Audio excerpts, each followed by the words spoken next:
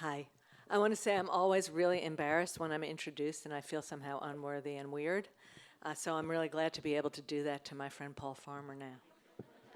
I'm so happy to be here, and I want to thank Cecilia for conceiving of this event and for inviting me to participate. Paul Farmer, it's a hard introduction to make because I've known him for so long that his enormous influence on me is hard to pick out from what is the essential me, from what are my most basic ideas and feelings on the subject I write most about, Haiti, as well as on virtually every subject I write about. As an old-fashioned woman from the South whom I used to know would have said, Dr. Farmer and I came up together. We started working in Haiti at around the same time, me observing, writing, watching, Paul actually doing things that matter. After all, he's a medical doctor, as well as a doctor of medical anthropology. He's the director of Harvard Medical School's Department of Global Health and Social Medicine. He's also a university professor at Harvard, a great distinction. In addition, he's chief of the Division of Global Health Equity at Brigham and Women's Hospital. He's the father of 3 children also. That, however, is not enough for this man of enormous energies. Dr. Farmer is also a prolific author. His books include AIDS and Accusation, Haiti and the Geography of Blame, The Uses of Haiti, Infections and Inequalities, The Modern Plagues, Pathologies of Power, Health, Human Rights, and the New War on the Poor, and Haiti After the Earthquake, among many other works. Paul Farmer is an international figure as well, and a winner of the prestigious MacArthur Award. He's worked on rural healthcare community-based treatment for people living in poverty, and has helped establish healthcare clinics and facilities in places as far-flung as Lesotho, Peru, Haiti, Malawi, Russia, and Rwanda, where he lives. Harvard President Drew Faust called Dr. Farmer a pioneering humanitarian. An aside, it seems very sad to me, almost tragic, that this towering figure in my own specialty, this paragon of compassion and decency, is younger than I am. I was irked to discover this as I researched my old friend in advance of writing this introduction. Stung by this fact, I almost decided not to introduce him. But then his brilliance and general fabulousness carried the day. Dr. Farmer is a doctor and a thinker, but he's also an activist, if I may say so. He's a co-founder and chief strategist of Partners in Health, an award-winning nonprofit worldwide organization for which he and his colleagues developed a template for working on health care among the globe's disadvantaged and poverty-stricken, to use 2 old terms. PIH had concentrated on working to help those living in poverty receive medications for drug-resistant tuberculosis and AIDS. He's also a co-founder and board member of the Institute for Justice and Democracy in Haiti. 2 years after the earthquake, he was appointed United Nations Secretary General's Special Advisor for Community-Based Medicine and Lessons from Haiti. That's an actual title. On a personal note, I wanted to add that in spite of all the laurels he wears so modestly, Dr. Farmer has never lost his humility. I've seen it in action. This is a MacArthur winner who talks to the most rural, out-of-the-way Haitian village woman with respect and a total lack of condescension or pity. He speaks Haitian Creole like an old gossip from the mountains.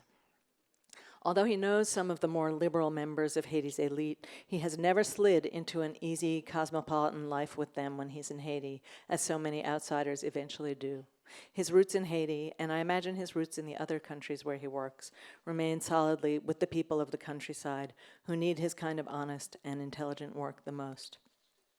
And that straightforward and egalitarian commitment to the poor and the voiceless is what gives Dr. Farmer's work its authority, its authenticity, and its strange capacity to change the terms of the global debate and to widen the parameters of vision in international healthcare development and aid. Dr. Farmer.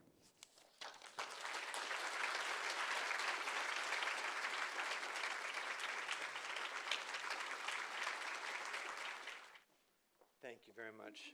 Well, you know, Amy, thank you. It felt a lot like a eulogy. And so in the event something terrible should happen on the way back to LAX, just run it. I know it's hard for you to be so non-captious. There's no fault of me in there, so. Oh. You know, this wry comment she made about I was writing and he was actually doing something, she doesn't mean it, because she knows how much critical analysis and writing matter.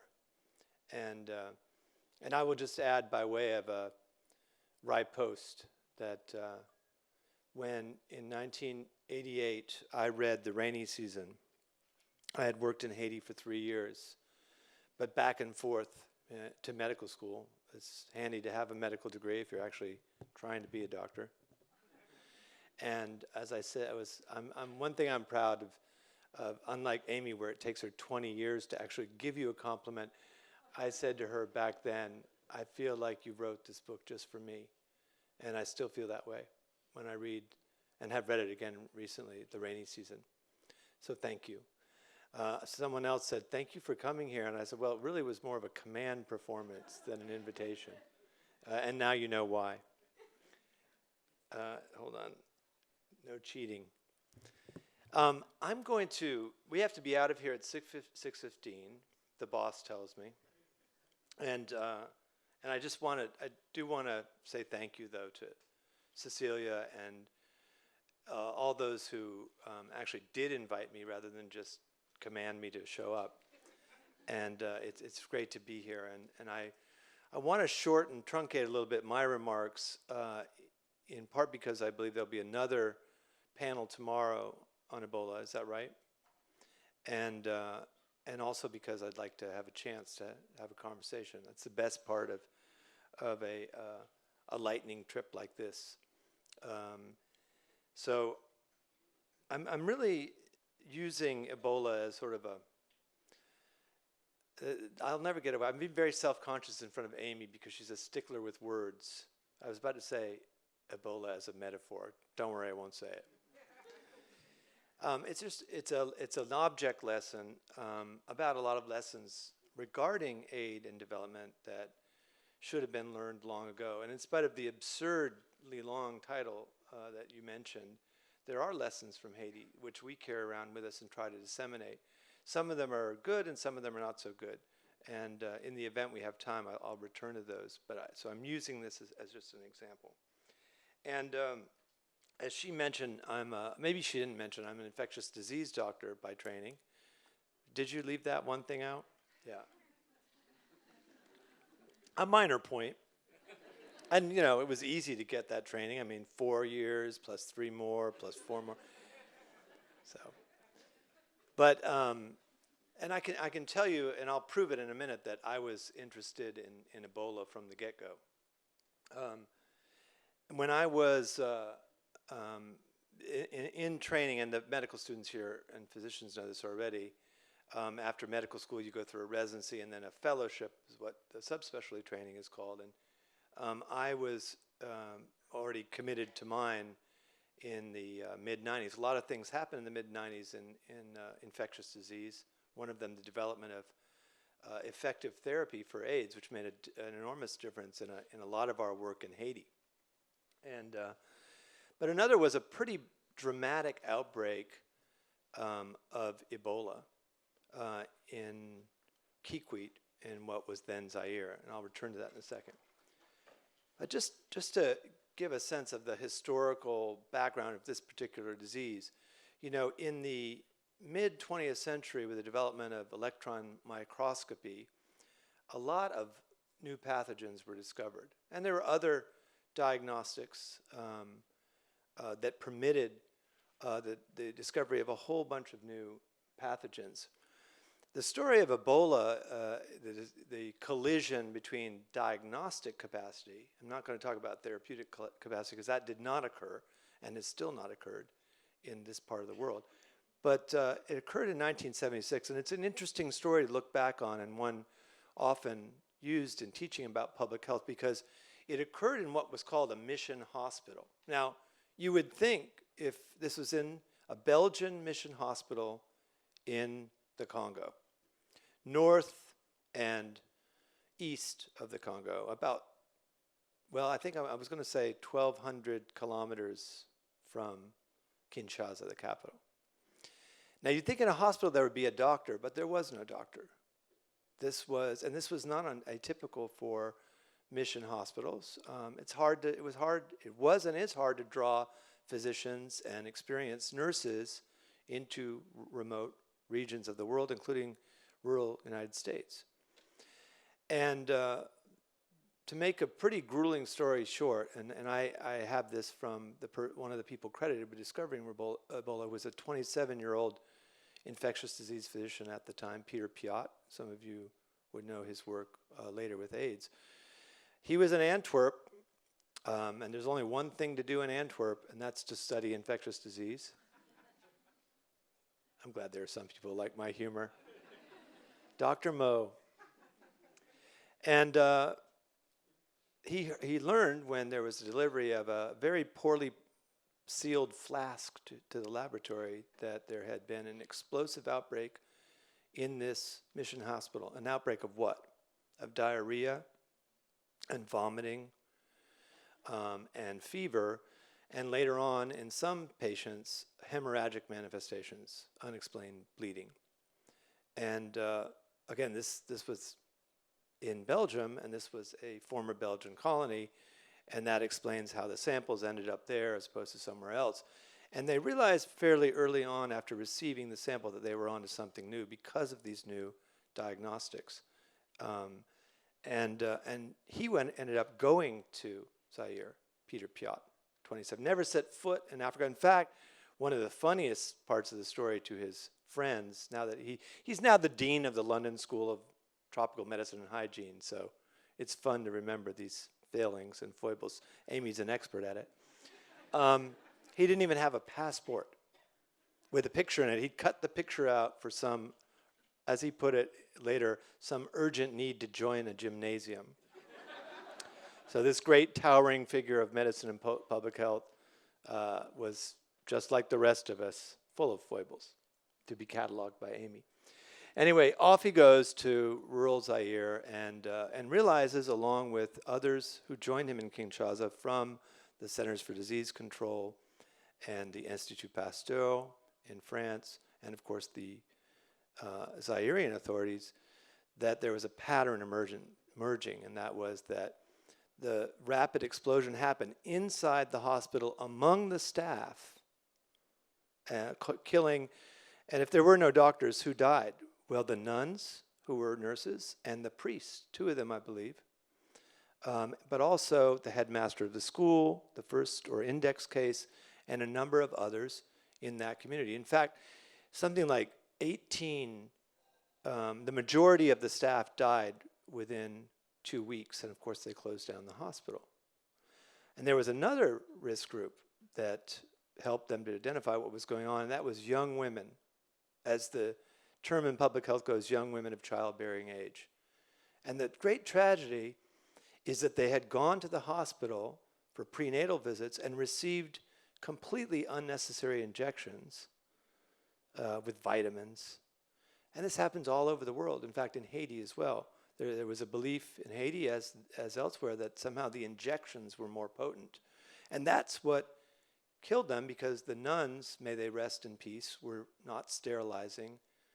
They were giving vaccinations and also these vitamin shots with unsterilized needle. And that has been the pattern, astoundingly, of every outbreak of Ebola and its cousin, Marburg, which is another dramatic tale, because Marburg carries a German name. Why?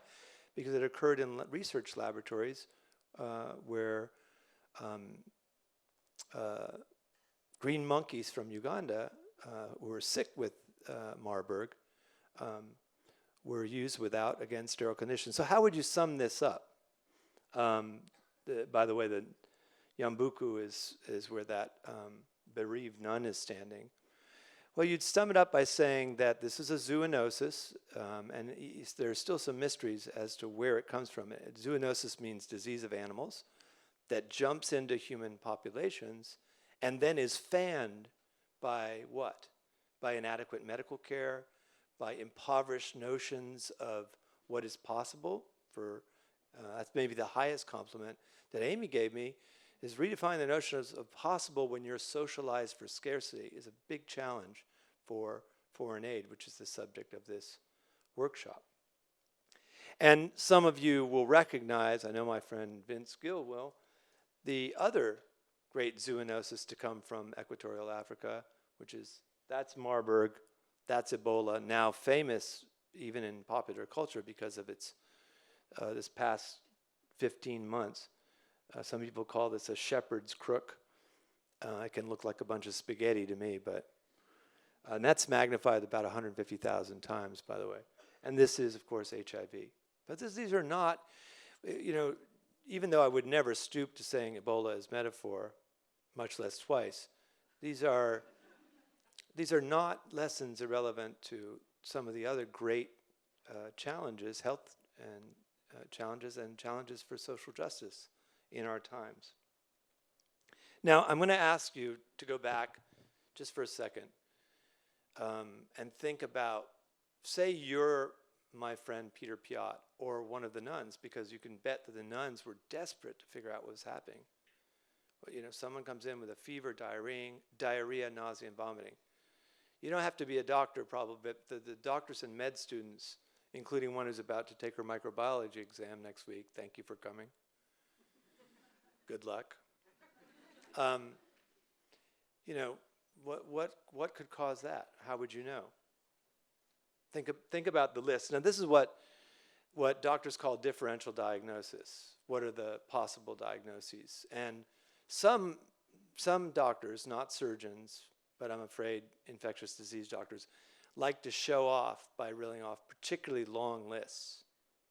Now, if that's how you get your kicks, I would recommend, well, stick with it, I guess. And so I'm going to do it for you. Although I have to say in my defense that this list did not take me more than 10 minutes to generate. And you get together with a group of doctors, including internists, like I said, not surgeons, and they will, these are jokes that you're supposed to be picking up on. If more medical students were here, they would have laughed. But my point here is not that you should try to memorize the list, it's just that it's impossible to make an assessment of what could be causing serious illness like this without laboratory capacity. And of course, I'm going to be heading back to that direction because the dominant models of answering the question, who cares, with aid, are consistently lowball, right? After the earthquake in Haiti, with the complete destruction or near complete destruction of the academic medical centers, meaning the places where doctors and nurses are trained, and dentists and pharmacists, you'd think that it would not be a hard sell to argue that maybe we should build a new one outside of the earthquake zone. And maybe it should have modern laboratory capacity. But you'd be amazed at how, again, this socialization for scarcity, this lowballing, ruins those discussions. And I'll show you some examples in looking at Ebola.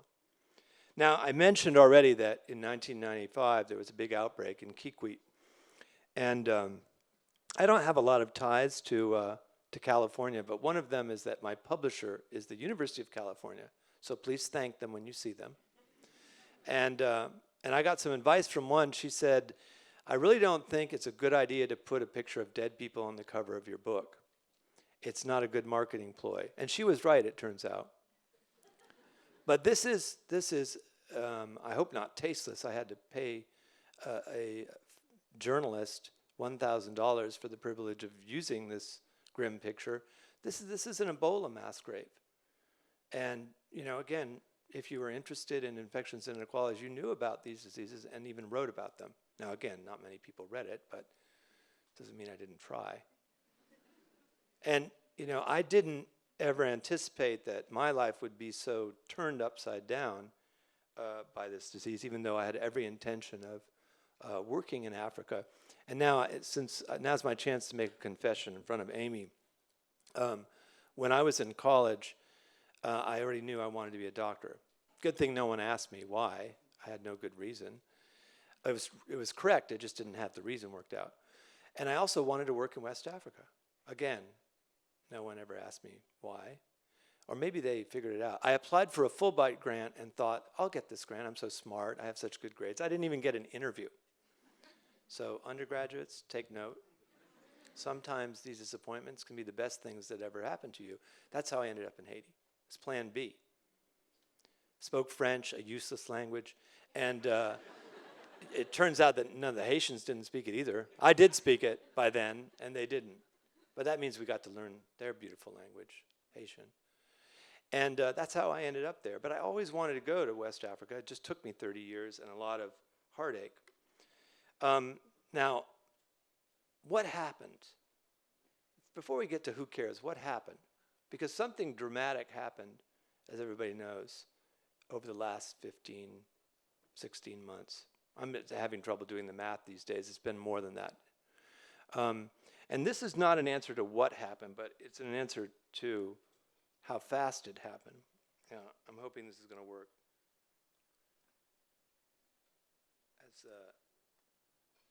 So here's just one way of looking at it, kind of Californian style. Oops, oh, come on. Let's see.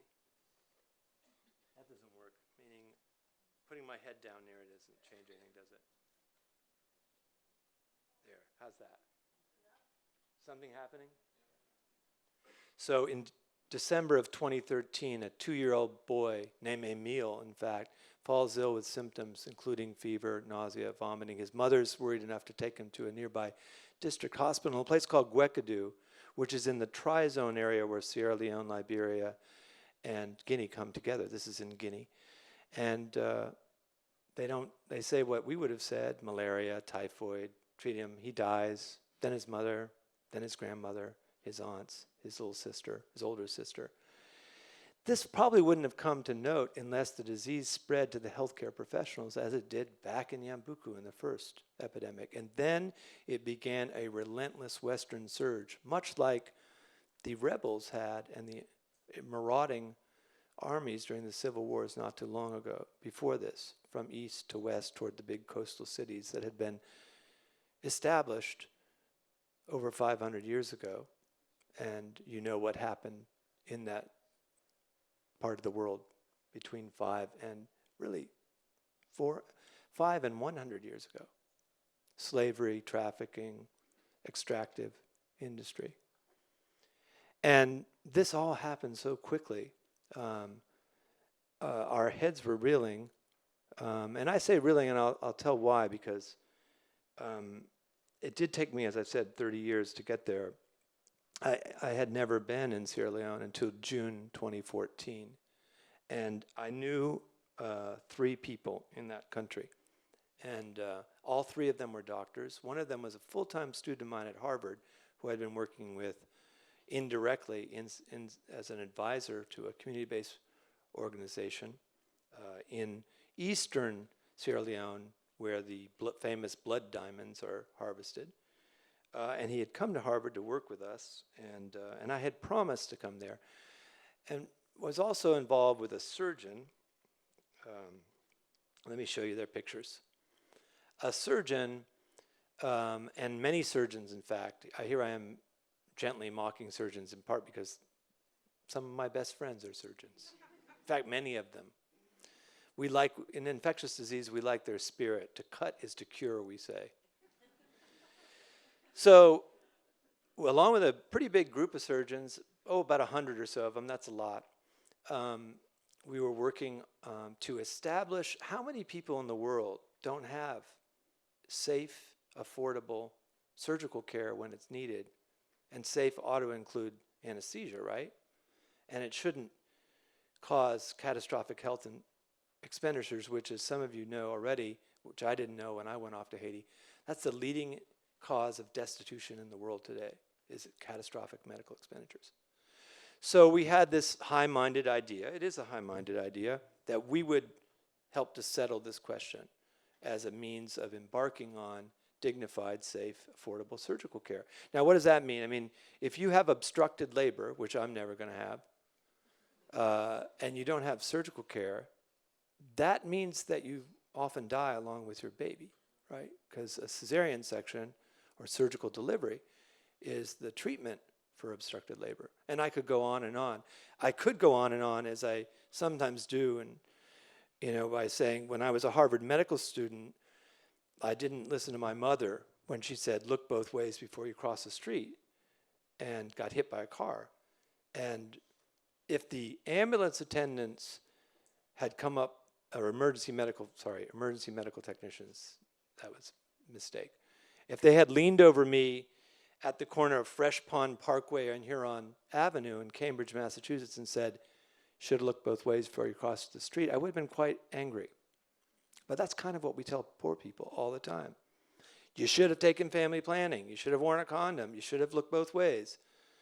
And that's a merciless and unethical part of international public health today. It reached its apogee, by the way, of mercilessness with the worship of cost-effectiveness analysis, which we're still wading through today. And we were wading through it on surgical care, because surgical care is difficult and expensive to deliver.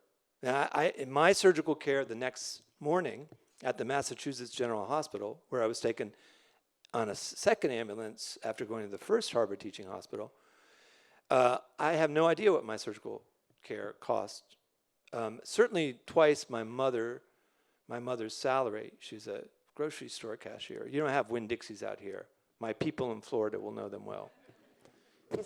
He's from Okeechobee. That's almost as bad as Weeki Wachee String of Live Mermaids, my hometown. We owe our success to getting out of there. In any case, surgery. You thought I'd lost my train of thought. I had not. So 100 of us are gathering in 3 meetings. The first meeting of the Lancet Commission, which, it's a fancy way of branding it. The Lancet, as all of you know, is a weekly medical journal, right, in England. You read it every week, I'm sure. And the first meeting was in Harvard Medical School, because we sponsored it, and the third one was in Dubai, the glittering towers of Dubai.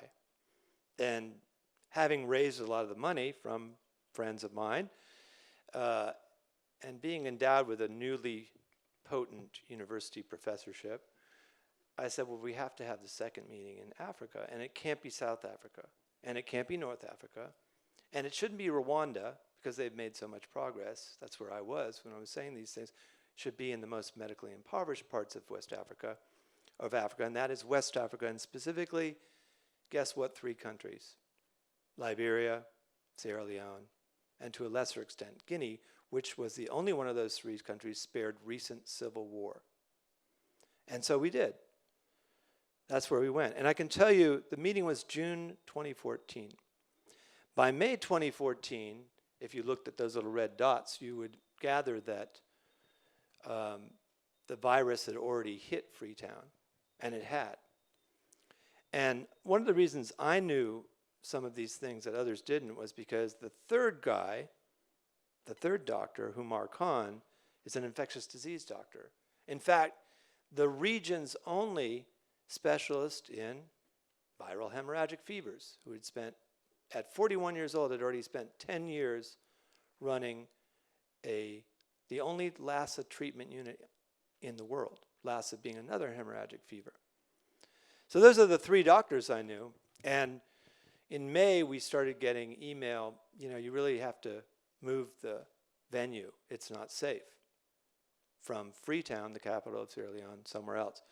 And I having raised the money, I played power politics. I said, no, I raised the money. You don't get Ebola from attending medical conferences. You get it from not having safe medical care, from not having the staff, stuff, space, and systems needed to take on infectious pathogens. Now, remember what was being said about the cause of Ebola in the US popular press and many places elsewhere in the world. That would be why I put the monkey in the slide. That was the cover of Newsweek in this very difficult time. And I can tell you the long version, but I won't. But And Martin, the surgeon, was at the Lancet conference. And again, the numbers were just stunning. One professor who I later became good friends with, one of the only senior surgeons left in Sierra Leone, and the teacher, therefore, of both Martin and Humar, all three of them, in fact. He had been their teacher, and after the war, he just stuck with it. And he was beleaguered, and he had written a paper with some colleagues a couple of years earlier comparing the quality of surgical care available in district hospitals, that's what the public hospitals are called in much of the world, at now, to the quality of surgical care available in Union Army field hospitals in the American Civil War, and concluded that in many instances, the quality of care was better during the US Civil War. There were no antibiotics then, and precious little in the way of any kind of anesthesia. So it won't surprise you maybe to learn that there were only about 6 surgeons left, and one of them was the cheerful and engaged Martin Salia, and Humar Khan, as I mentioned, the only infectious disease doc, left standing. By November, both of them were dead of Ebola. And the other one, my student, was working full-time with Partners in Health. And that's really what got us in. We knew leaving that city on, I think it was June 23rd or 22nd, my wife and I both went, and so did a lot of people from Rwanda. And the day we left, we knew that our friends there, and we made many more, some of them British folk, that they have an interest in Sierra Leone, for those of you who study colonial history. We had met them in prior years, and they were working there in much in the manner we had hoped. But we left that place knowing that our friends were sitting ducks. There was nothing there in front of us that could stop the Western surge of Ebola into these cities and towns, and indeed nothing did. The worst part of that summer for me, Humar Khan died on July 29th. It was a big deal in our circles, as you can imagine. It was also a big deal in Sierra Leone and across the region because he was the only specialist, and he died without the kind of care that you'd want for anyone you cared about. And what really got into the newspapers and caused a huge ruckus in West Africa without any help from the newspapers was that he had not received that care, and because there wasn't the staff, space, and systems necessary to deliver care safely, and there was also fear. But there were policy arguments that I would argue are part of the same lowball, mean aspirations that have doomed a lot of what we call sustainable development or cost-effective interventions, and the specifics are probably too much, but it's worth saying that once you've seen a patient with Ebola who presents with massive, you remember now what I said the symptoms are: fever, diarrhea, vomiting. All 3 of those make you lose fluids, right? Every mother knows it. And what do you do when someone keeps on vomiting and keeps on having diarrhea and keeps on having fevers? Your pediatrician says, well, give them Pedialyte, right? But try giving a vomiting child Pedialyte, and see how well that goes. Try giving a cholera patient in Haiti who's just lost 10 liters of fluid, of their life fluid, in 5 hours, and is also vomiting, or maybe isn't vomiting anymore, but just is too far gone. Try giving someone like that oral rehydration salts. Well, the losses of fluid, which reach sometimes 10 liters a day, you can't keep up with that without massive replenishment of fluid and electrolytes by vein, and that can be a peripheral vein, an IV, or a central venous catheter, but I've just never seen it work. And so the policy arguments that were so dispiriting, and again, the question who cares, I feel very encouraged about, because when we ask, okay, Partners Health is going to go in, we care, who else cares? We had 1,500 volunteers, doctors, nurses, physicians assistants, logistician, within 3 weeks. And at this time, everyone knew that this was a life-threatening risk. So there were plenty of people who cared. But getting the prescription right about what we needed to do was another matter altogether. Again, you're in areas where you don't have electricity. And so the question is the question, well, then why don't we put in electricity? Which is the right answer, the right question. You don't have waste management. You say, well, let's get something going tomorrow, and we'll do the best we can.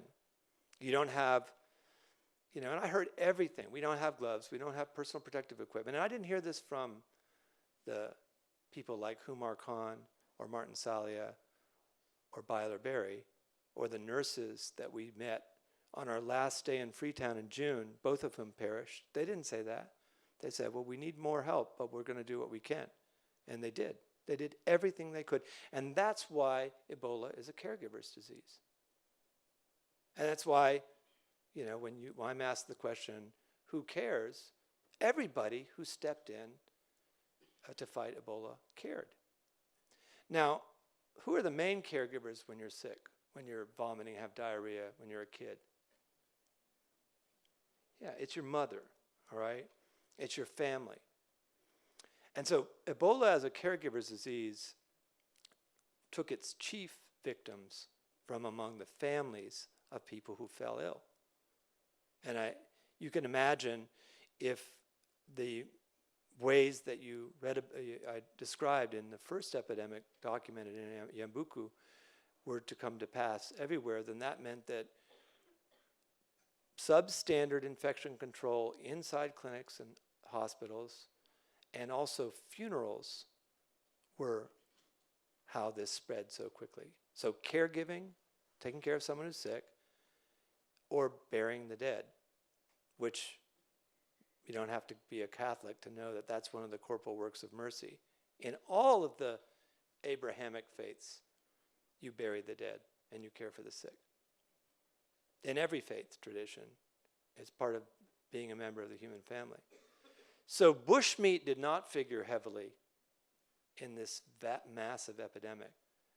There were times when I just thought, the discourse, as they like to say at Irvine, the discourse was, there were 10,000 simultaneous episodes of bushmeat orgy feasting across this region, when in fact what was happening was much more pedestrian in a way, but certainly tragic. And this story, these are three of the first people I interviewed who recovered and able to stand and talk. And I can't tell right from left anymore. I used to before I started reading chess films. Where the right lung would be over there, that's where the left lung is, and he's the heart, okay? Again, this is a very poor representation from the medical and nursing. So it started, and it turns out that, as often happened, these people are connected to each other, and all you have to do is actually do something radical called talking to them. Talk to the patients, always a good idea. And they told us exactly what happened. And to make, a long story short, now that I think I've convinced you that Ebola is a caregiver's disease, and that's why it spread so quickly, because people cared and they didn't have the protection that they needed, either to take care of the sick from an infectious pathogen, or to bury their dead. Here, at the end of the 19th century, the beginning of the 20th century, that's exactly how it was done in the United States. The family buried the dead. And it was not only the poor who buried the dead. That was what American... By the way, the anthropologists here, and I have a number of anthropologist friends here, how come when we talk about eating bushmeat in the United States, it's called game, or venison or something? I'm embarrassed to tell you as an anthropologist, I am a card-carrying anthropologist, by the way, that I spent about 10 minutes explaining to Byler Berry, the guy where the right lung would be, who is alive and well. I just saw him the day before yesterday. I'm happy to tell you. I spent 10 minutes explaining to him the American expression, deer in headlights. Because a deer, I told him, is an ungulate, which I hope is still true. And the next morning, in the parking lot of the hotel where I was staying, I saw a deer. There are deer there. They're bushmeat. And when we talk about funerals in the United States, it becomes funerary ritual. This exoticizing trend is seen very often. And my first book was about AIDS, and I'm sure you all read it. Again, California. And it was the same story, the exoticization. In fact, I quoted this great line from Amy's book, The Rainy Season, about the scripts that journalists followed when writing about Haiti. Remember about the palace and with the special air-conditioned room for Michel Bennett's furs. And there's a template, and it has shaped discourse. Okay, you have to be all UCI and say discourse sometimes. But it can be confusing when we look at how this disease spread and took out, by the way, not just all these people, care providers in those two senses, professional and familial, but it took out the entire health system. And I'll show you just how profound. Her father went to take care of his father, who was a traditional healer. And of course, and I loved it. By the way, here we are in Sierra Leone, where the English have been hanging out for, some hundreds of years. I can't understand a word anyone says, which is, again, another thing that anthropologists are loath to admit. But I did understand when she was telling the story about native business. That's what she kept on calling it, native business. Must have been a holdover from British English. Her grandfather, in other words, was a traditional healer, and he fell ill because of taking care of sick people and burying the dead. And then his son fell ill, and then he went back to Freetown, and she took care of him, and that's her best friend, who was only 15, and she helped her take care of him, and that's her boyfriend and the father of their infant 1-year-old child. And then she got sick, and he helped bury her father. He got sick, and their baby died. And it went on and on through the families like this. And again, who cares? There are plenty of people who care. Caring the right way is important. And fighting uncaring is important as well. Now, this is uncaring as it's played out. This is, when you look at the conditions, I said it was the most medically impoverished part of the world, but what was even worse for people with Ebola is that they sometimes, quote unquote, enjoyed the isolation facilities, but without the care. So they were called Ebola treatment units, but as one of my friends discovered in his last days on the earth, there wasn't a lot of T in ETU. Because do we have treatment for shock? Yes, since about World War I, which is, as I said, called replacement therapy, fluids and electrolytes. But this is the kind of conditions that people were forced to endure. And we went to work in one of these places, by the way, because it was either don't go in there and wait till you build your own Ebola treatment unit, which is what many other groups decided, or cast your lot as best you can and try to improve these execrable conditions by putting in this staff and this stuff and fixing up the space you need to make it safer. By the way, from the beginning of these epidemics, there's always been this wild variation in what's called case fatality rate, how many die, basically. And the tendency is to say, this is related to different species of these hemorrhagic fevers. Probably not. Or different strains. The Zaire strain is so much worse than the other Ebola strains. Not a lot of evidence for that, really. Because otherwise, why would all 11 of the Americans who got sick in the course of this epidemic have lived, when in one of the last outbreaks in Liberia, the St. Paul River Bridge outbreak, in March of this year, 11 out of 11 died. 100% case fatality, 100% survival. Same strain, same substrain. And this cannot be explained with ready recourse, at least in our times when we're less, hopefully more reluctant to attribute things to inferior races or genetic susceptibilities or hereditary weaknesses. Those are terms from the eugenics era, which went on for a long time. This is really probably lack of hospitals. Now, again, you don't want to get Ebola. You don't want to be hit by a car. You don't want to get AIDS.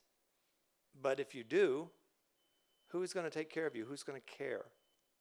And, this is the answer this is the question that all of us face. And again, many others did not have a choice but to face it. Now, I just want to, give a nod to the question. By the way, I would have to add here, in looking at what you called me to consider in this talk, I like how you said fairly superficial, focusing on aid efficiency and measurable economic results. Those are not superficial either, right? Efficiency would be good. And these are hard tasks too. Now, what I've tried to do is weave together this as requested narrative that doesn't forget why there is a missing system, right? And again, how you could answer that question without thinking about slavery seems to me as absurd as it did to Amy in Haiti. The insecurity, the population movements, the depopulation, the epidemic disease, new and old, right? Trypanosomiasis, African sleeping sickness, probably old. Yellow fever, maybe. Tuberculosis, influenza. In this part of the world, in the 1919 influenza epidemic, which was likely introduced from returning soldiers from the European front. And some of you are going to say, what do you mean returning soldiers? Sierra Leone, Guinea, they weren't involved in the Great World War. Yes, they were. They were colonial subjects. 450,000 of them went to fight for France. And those lucky enough to return, and who knows what kind of humilities they were treated to in Europe, but when they returned, if they did, they brought back influenza. And 2% of the entire population of that continent died. And in some parts, 4 and 5%. So, as Graham Greene, the British Amy Willance, as Graham Greene noted in one of his books, not a novel, which he set one of them in Sierra Leone, but his first travel book about Liberia, he talks about Sierra Leone in the Liberia book for reasons that now you can see by looking at the map, that these are really intertwined peoples. These are arbitrary colonial borders. And he says, they're just as, I don't see what colonialism has given them. They're just as worn out with fever as ever, and now they have, in addition to their old illnesses, are new ones. He's talking about new infectious illnesses, but might have talked about many others as well. So, reconstituting history, re-socializing these epidemics is an important exercise, and not just in retrospect, looking back 100 years later. Now, this is a picture of a place called Harper that I was talking to you about on the phone in Liberia, the southeast corner. I'll show you a map in a second. And when I first went there, first of all, talk about medically impoverished. In May, I was at a meeting with a former president of the United States in Liberia, so you can figure out which one it was, how many of them were in Liberia in May. I won't say who, but he's from Arkansas. To talk about the human resources for health crisis. So in order to care, you have to have people who are going to care with you, right? And we were waiting for the president of the republic, the oldest black republic, independent republic on the continent, Liberia, and the American former president, and not making small talk because it's kind of tense when you're waiting for two heads of state. And the university, the president of the university, and those of you involved in the university administration here at UCI or any other place, imagine this: the president of the University of Liberia, which is old, said, well, the medical school last year had 25 faculty, 25, the whole medical school. Now we have 15. 5 died of Ebola and 5 left. 15. Harvard Medical School has 12,000 clinical faculty. 12,000, one medical school. Not the only one in Boston, although it thinks it is. So all this to say, these disparities are the reason why we can't shrug off a question like, is aid good? Is aid necessary? All we have to do is change the word. Is caring good? Is caring necessary? Is solidarity important, etc.? It is. They are. But we also have to understand more about what we're doing. When I went to Harper in the extreme southeast, there were no doctors at all except for one beleaguered healthcare, public health professional. And this is before we went there, of course. And she was just in her early 30s. It's just, I can't imagine how she got up to go to work every morning. There was the town itself, the capital of Maryland County, which is again like a state in the United States. This is what it still looks like. It looks like the war ended yesterday. The middle of the town is still bombed out. The hospital, again, how do you have a hospital without doctors and well-trained nurses and labs and reliable electricity? And the answer is you can't. So in order to care, we actually have to have a delivery platform for care. How California is that? Platform. Why do they love that word out here? You can't care with nothing when you're facing a serious illness. You can't care with nothing if you're facing the burial of a loved one. You need staff, space, and systems. Well, that's what we've been trying to do, and the list of people needed is long, and there are ironies. Amy specializes in them. Who knew that Liberia was the largest producer of rubber in the world? Of course you knew. We had trouble getting gloves, and how do you get around in a place with jungle? I didn't know there were railroads either, but they weren't for moving people. They were for moving iron ore and other things out of the country, not in. The roads were impossible, and by the way, it was hot. And that would just be funny. I just was talking to a medical student of mine at Harvard. He's from Nigeria, and he was assuming that I liked the heat of California. And I said, well, I actually hate heat. I hate hot weather. Hate it. And he said, well, why'd you go into tropical medicine? I said, not for the weather. So it's more than relevant, though, when you're thinking about putting on this personal protective equipment. Now, at my age, 15 minutes, 20 minutes, and I feel disoriented. You have to be young and strong even to take care of people with care safely in this heat, even if you do have the personal protective equipment necessary. And I will add, again, going back to the topic of intravenous fluids, if it weren't so painful to bring it up, I mean, it just was an awful part of the whole experience to be arguing about whether or not we needed intravenous fluids. Again, you can't replace what's 10 liters of lost fluid and electrolytes without it.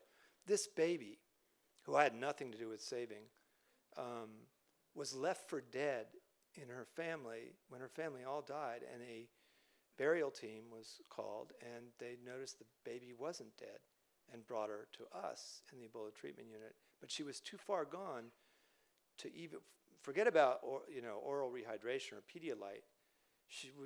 We couldn't get, even an emergency room doctor could not get an IV in because she was just too dehydrated. And so the reason she's alive is they did what they do here in California in an emergency room. They stuck a needle into her bone and rehydrated her. But to be arguing about what stuff we needed with people critically ill enough to die right in front of you, you shouldn't have to argue about that. But it was an argument because, again, it was dangerous. Better just to say we're frightened than to say we can make do without this stuff. We couldn't, and we didn't. And I won't spend time on this, but the spaces were not dignified, as I'll show you one more example. And I just put this here because I want you to see where this is really fairly heavily forested still, the rainforest, and you can see where the three countries come together up there. That's called the tri-zone area by some of us. There's Kano, where Byler was working, and Maryland, where Harper is. Now let me just close by saying thank you to everyone who supported this work. It's not over, it's just beginning, because the first task was to stop Ebola, but the second was to rebuild the health delivery system, not just the infection control system or the disease control system, which is necessary, or surveillance and monitoring. What about care? Who cares? You can't provide care, as in Liberia, when now there are less than 50 physicians in the country. That would be the equivalent of Boston having 16 physicians, and I can't move 15 feet without bumping into 16 physicians in Boston. You just can't do it, and nurses are even more important. So this is what's happening right now, and this is why I'm going to ask, I'm not ashamed to ask, we need more help. To care effectively, we can only regard this as the beginning of the struggle. That was what was lost after the war, when aid did not go into the public health, the public system at all. It went to NGOs and contractors with short-term goals. We can't do it that way this time. We have to rebuild public capacity. We can rebuild private capacity as well. Partners Health is an NGO. That means non-government. But we're working with the public sector because we don't believe you can have public health without a public sector, or public education without a public sector. Harvard Medical School is hardly a public school, right? But that doesn't mean that the majority of our funding doesn't come from the National Institutes for Health, et cetera, et cetera. Just even public-private partnerships like this are what's needed there as well. What happens when you don't vaccinate? Oh, well, I forget I'm in California. You're experts in it. Never mind. You already know what happens when you don't vaccinate, because you don't. But, when family planning, good Catholic boy that I am, let me underline this. When it is not possible to go to a clinic or resupply point for family planning, what happens is unplanned pregnancies. And what happens with unplanned pregnancies is bad outcomes in places like this. Maternal mortality. Sierra Leone already had the highest maternal mortality in the world prior to Ebola. And you can imagine what things are looking like now. Outbreaks of pertussis, measles have replaced Ebola, and just as fatal, by the way, right? Measles, maybe not just as fatal, but it's a very lethal disease. Among adults, too. And again, maternal mortality, who knows? Because we don't have the staff, stuff, space, and systems to see how bad it is. We just know it's worse than it was when it was the worst in the world. Now, does it have to be this way? And let me close by considering 2 points, one from Haiti, one from Rwanda. The answer is, of course, no. We don't have to have this short-term emergency assistantialism divorced from the long-term goals of building public goods for health and education. In this case, I can add for poor people and mean the majority of the population. Again, look what happened to my friends who were doctors, middle-class doctors. They were in a medically impoverished place. They died just like their patients did. And that's the fate reserved for them in events like this, which is why so many of them leave. And I would too, I think. I asked myself that so many times this past year. Would I not leave if I could? And I can, and I did. I'm here. They couldn't. Some of them couldn't, some of them wouldn't. Martin, the surgeon, had a green card. He went back to his home country because he wanted to serve his people. Umar Khan was a famous infectious disease doctor internationally. He was on his way to Harvard this fall. This current semester, he was supposed to be there for a year. These are people who could have left and didn't. What has happened in Rwanda over the last decade has been to attack these problems at the bottom of the pyramid: vaccine-preventable illness, maternal mortality, et cetera, et cetera. And now that the declines in mortality in Rwanda, and I'll say this knowing that Amy's likely to fact check, these have been the steepest declines in human mortality ever documented anywhere at any time, period. And now, of course, people are living probably twice as long as life expectancy shortly after the genocide, 1994. It wasn't that long ago. And there's no cancer doctors or cancer nurses, but plenty of cancer. So this long-term view of addressing crises while linking it to training and capacity, again, it's not rocket science. It has to be the priority. It has to be difficult to do it any other way. Research, why would you mention research in a health crisis? We didn't have a vaccine. We didn't have rapid diagnostics. We didn't have any medicines. We just had the treatment of shock, which was, as I said, worked out pretty much during the First World War 100 years ago.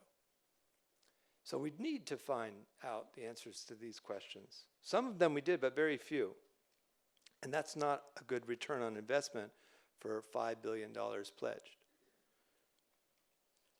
Now, some of you know, and many of you have supported as well our work in Haiti after the earthquake. We're not an emergency response organization, but imagine after 25 years of work in Haiti if we couldn't do something with after that crisis. And imagine if we had not gone back to Freetown after what we knew and what we knew was going to happen and did.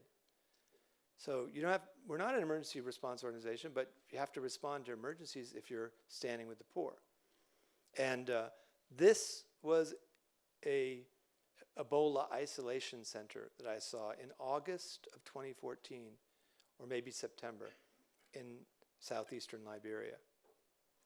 You know, would you put anyone in a miserable place? It's not a building, a horrible, foul tent. That's completely unacceptable. And you know, there are options. We didn't have billions of dollars after the earthquake, but we built a university hospital outside of it's the largest training center now for Haitian doctors and nurses. The only residency programs in emergency medicine ever in Haitian history. There's a lot of trauma. So I think for those of you who contributed to this, and many did, there were donations from this university, in fact. Thank you, because every place needs institutions like this. Haiti needs a lot more of them, in fact. And as far as I saw in the last almost 2 years, I did not see a single modern treatment facility, hospital of any kind in Liberia or Sierra Leone, not one. Not the urban referral centers, which I actually ended up working in, and not anywhere else. I didn't visit all the missionary hospitals, but from what I heard, they're also not modern hospitals like this one. This is the largest solar-powered hospital in the developing world today. Now, can we do this in Liberia? Well, not this way. The Rwandans said, well, we don't want aid to be delivered to us in that way. If you want to support our recovery, then support our recovery. This is from a very good piece, which I just sent to you, Theo, by Betsy McKay in the Wall Street Journal. The only real long format journalism piece I've seen on health system strengthening, which granted is a boring term. So we have a lot to do in terms of changing the way aid delivery occurs. This is hardly efficient, to go back to that term, and who cares? And this is what I saw in southeast Liberia. This is what the medical facilities look like. This is, again, on the bad end. But there can't be no modern hospital in these places on the grounds that, well, we should do X, Y, or Z thing first. It's a greater priority. It isn't a greater priority if you're hit by a car or get Ebola or have AIDS and have tuberculosis and are throwing up blood. It's not a higher priority for you. And they don't have any of these. And that's what we propose to do, is when we can, to fix up hospitals, but when we can't, as in this instance, to build them anew. And again, I would have thought it would have been easier this time around, frankly. But it hasn't been. Again, first of all, people have lost interest in this part of the world. And second of all, the development and public health ideologies that are dominant don't believe that this is a cost-effective intervention, that poor people don't really need hospitals. They need primary care, not tertiary care, primary education, not tertiary education. You're all sitting in an institution of tertiary education, right? You needed college education, med school, graduate school. Don't think they don't want that too.